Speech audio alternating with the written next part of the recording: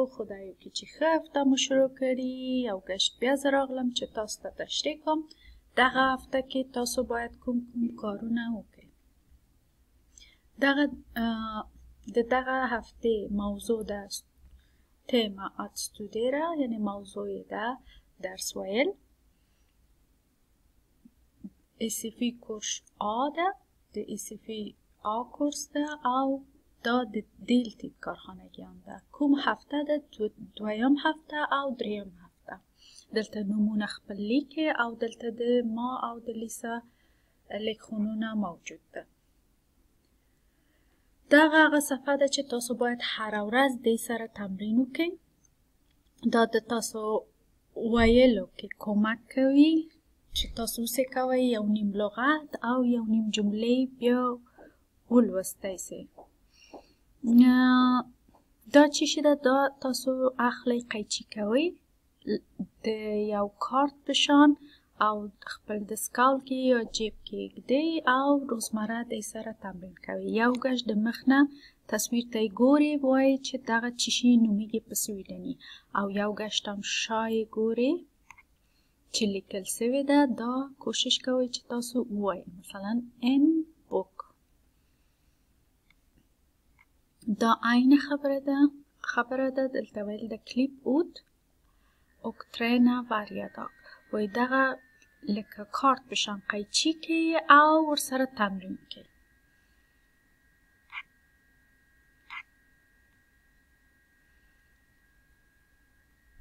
دلته نوی لغتونه ده ویل ده لیسنا او کلاس.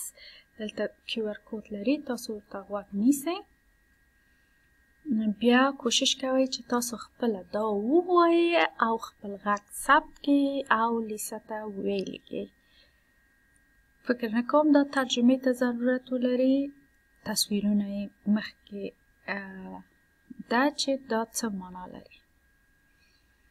دا هم د دوشنبه 11 ینواري کارخانگی ده چې ویل ده دا تاسو خپل فراموت بوک اخلئ. کوم صفحه؟ 5م صفحه. عنوان ده وات هتر دت på svenska. څه معنا لري دغه په سویډني؟ وات هتر دت på svenska چی شي ده دا په سویډني؟ مثلا وات هتر دت på svenska، وات هتر دت på svenska. دلته QR کود هم لري. اول تاسو اورئ بیا یې وایئ او آخر سر کې پکې لیکئ. دلته تاسو دا څه رقم تمرینوئ؟ د دې لیکل تمرینوئ. دغه لغت دلته ورکول سوې ده. تاسو څو ګشته دلته لیکئ او دا همچنان همسې ده. دا هم همسې. دا هم د måndag 11 ینواري کارخانگی ده. د کوم؟ د تاسو د کتاب منځ کې ځئ. ویل lyssna läs och skriv. وایي غوږ ونیسئ بیا خپله ووایئ آخر سر کې ویلې کړئ. کوم کتاب؟ فراموت A ده. کوم صفحه ده؟ صفحه ده 2م صفحه. عنوان چی شي ده؟ عنوان ده kan jag få. آیا زه ترلاسه کولی سم یا زه کولی سم دغه واخلم؟ دلته QR کود ده. دا هم د دوشنبه کارخانگی ده. چی ده؟ دا دیکتامن ده att studera املا ده. دلته QR کود لري. تاسو دلته غوږ نیسئ او یو چې دلته وایي تاسو دلته لیکئ.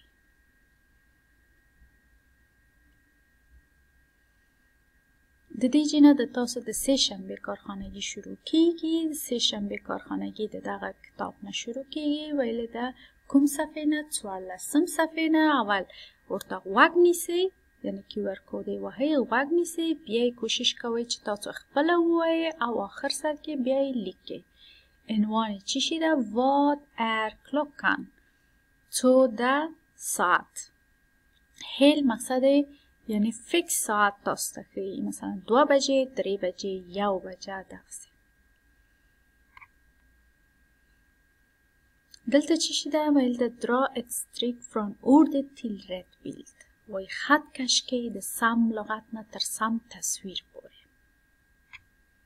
دا هم د سه شنبه کارخانگی ده او دلته هم د سه شنبه کارخانگی ده خط باسه د سم لغت نه تر سم تصویر پورې. دلته چی شي کوي؟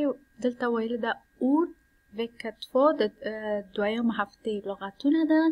ویل ده titta på bilden och boka för det rätta svaret. وی په تصویرو وګورئ بیا هر یو چې تاسو ته سم ښکاري کیږي هغې کې یو چلیپا کیدی. همسې ټولې دا هم همسې کیږي. دا هم د سه شنبه کارخانگی ده د 12 تاریخ. دلته هم ویل ده لیسنا لس och skriv. وی اول غوږ ونیسئ بیا یې ووایئ آخر سر کې ولیکئ. دا هم فراموت آ ده د تاسو کتاب کوم صفحه است؟ 9 صفحه. Vad har hon؟ چی شی لري هغه. Vad har hon؟ چی شی لري هغه. دلته QR کود ده. دلته هم بیا هم فراموت کتاب خپل اخلی 11 صفحه یې باسئ اول ورته غوږ نیسئ بیا یې وایئ خپله او آخر سر کې پکې لیکئ. عنوان ده Vad har han؟ چی شی لري هغه سړی. دا د سه شنبه کارخانگی ده. دلته لغتونه تاسو ته لیکل سوي ده. تاسو د دې لاندې تاسو هم لیکئ او تمرینوئ.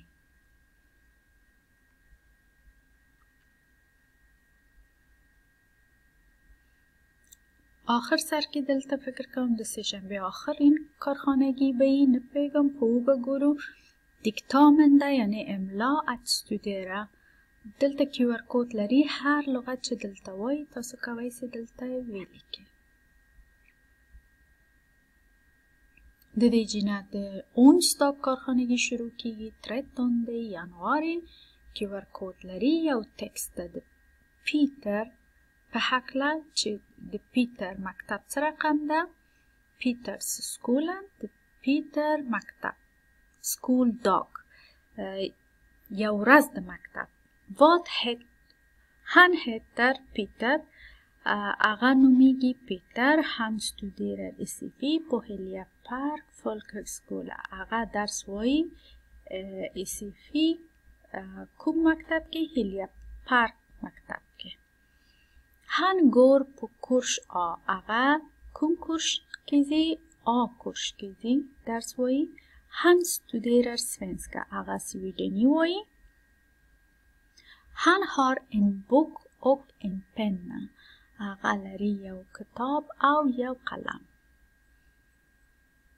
Han har ett suddgummi också. او هغه لري یو دانه پنسل پاک همچنان. Det finns många classroom. یعنی مکتب کې موجود ده ډیر صنفونه. många bord او ډیر میزونه. och många stolar او ډیر چوکیان.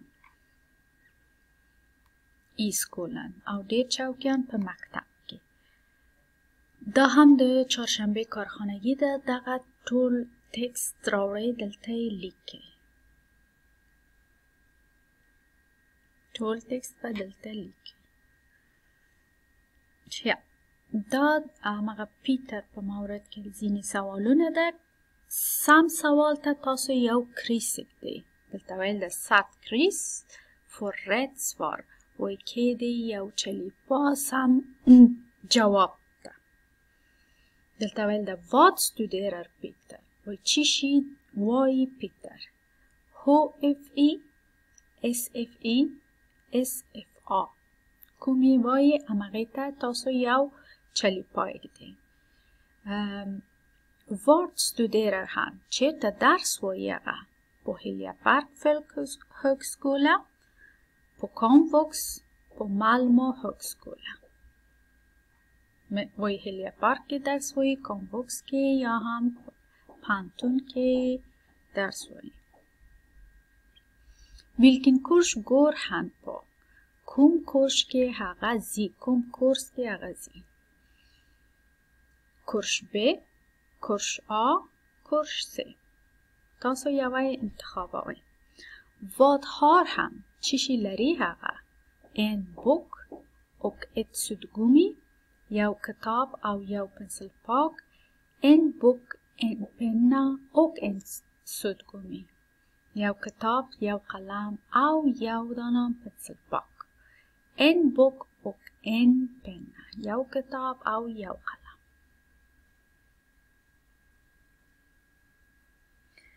Vad finns i klassrummet? چی شی موجود در صنفو کې؟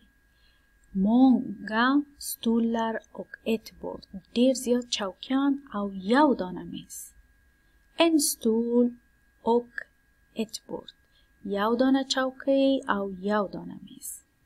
Många stolar och många bord. څو دانه چوکیان او څو دانه میزونه. زیاد چوکیان او زیاد میزونه. دلته چی شویله ده؟ دلته ویله ده titta på bilden och berätta. وی په تصویرو وګورئ بیا یې مونږ ته تشریح کړئ. دلته کیور کود هم لري. مثلا سوال سوی ده Vad har hon؟ دې ته ګورئ دا خپل لاس کې چی شي لري. مثلا تاسو کولی سئ ووایئ یو قلم لري او یو کاغذ یا هم دوه دانې کاغذونه لري. او دلته دا ښځه چی کوي؟ دا ښځه کتاب وایي. مثلا دا چی شي لري؟ یو قلم لري او یو کتابچه لري. دا هر یو تاسو تشریح کوئ او خپل غږ ثبتوئ او لیسته ته بیا لیکئ. دا هم د چهارشنبه کارخانگی ده. هماغسې د دې شیان تاسو تشریح کوئ. مثلا دې ته چی شي وایي؟ Han har مثلا en pen vässare och en penna. خپل غږ ثبتوئ او لیسته ته لیکئ. د دې لاس کې چی شي ده تشریح کوئ او د دې لاس کې دا چی شي ده او دا چی شي ده.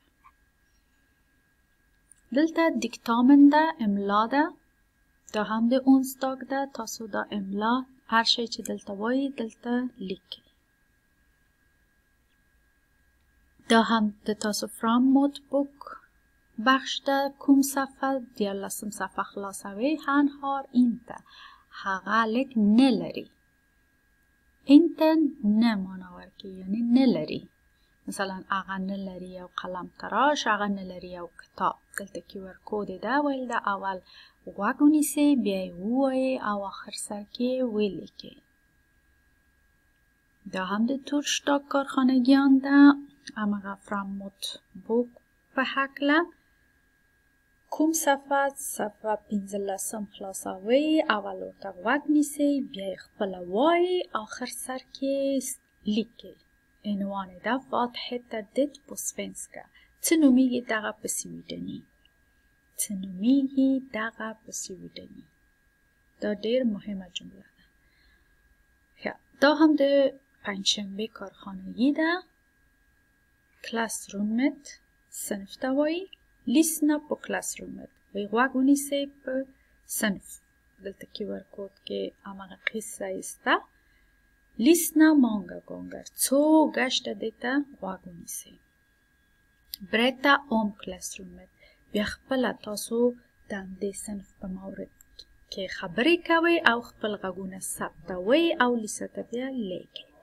او دغه بخش کې تاسو دلته لغتونه مو ویلې ده دلته لیکئ چې دې ته چی شي وایي په سویډني ژبه کې. او آخر سر کې دلته تاسو ته یو املا ده. Torsdag 14 januari. دلته کیور کود وهئ او لیکئ. هر شی چې دلته تاسو ته وایي کوشش کوئ دلته یې ولیکئ. درسونه مو همدومره وو د دغه هفته. خدای وکړي چې تاسو پوه یاست. که بیا هم تاسو ته کوم سوال د دغه بخشو په مورد کې پیدا کیږي تاسو کولی سئ ما سره یا هم لیسه سره په تماس سئ. ښه ورځ ولرئ، ښه وخت. خدای پامان.